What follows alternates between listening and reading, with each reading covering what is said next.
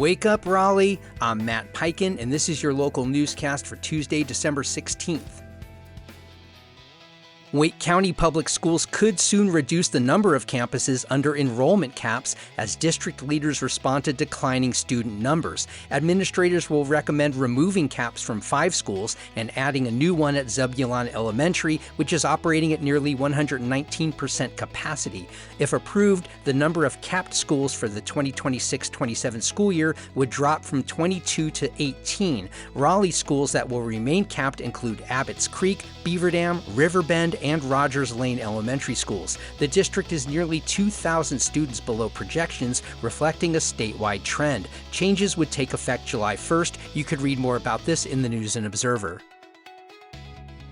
Fuquay-Varina's plan to secure future water supplies by transferring over 6 million gallons per day from the Cape Fear River Basin is facing sharp criticism. At a public hearing in Raleigh, speakers from downstream counties warn that the proposed interbasin transfer, set to begin after 2031, could reduce water flow, harm infrastructure, and exacerbate contamination issues tied to industrial pollutants like PFAS. Critics say the town's plan doesn't adequately address downstream impacts or explore alternatives. The Environmental Management Commission will ultimately decide on the request, and you can read more on this at IndyWeek.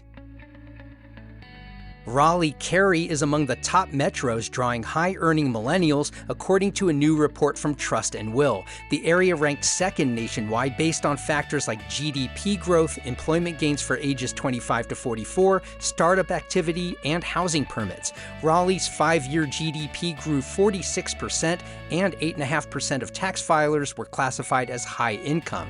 Real estate permits were also up more than 22%.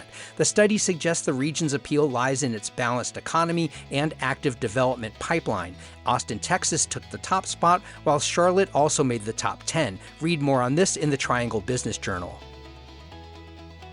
In Raleigh's 27608 zip code, home to 5 Points and Hayes Barton, average home prices topped $1.1 million in the third quarter of 25, with 58 listings sold. It's part of a broader trend across North Carolina where luxury housing is surging. Lake Toxaway in the mountains ranked second nationally for upscale market activity, with homes averaging $2.4 million. Wrightsville Beach also made the list, averaging $2 million. Analysts cite rising wealth in cities like Raleigh and Charlotte as fueling high-end demand. Read more on this in the Business Journal.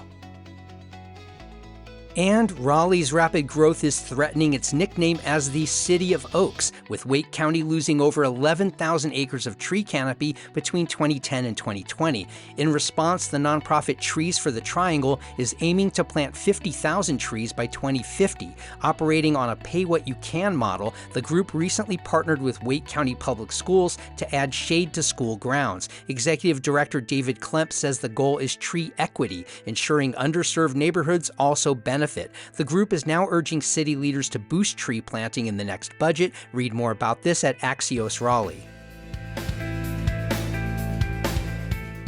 If you haven't already, do sign up for our free daily newsletter. It's basically this newscast in written form. Go to wakeupral.transistor.fm. You can also find us on Facebook and Instagram at Wake Up Raleigh. And please share this podcast with your friends who care about this city. I'm Matt Peiken. Thanks so much for starting your weekdays with Wake Up Raleigh.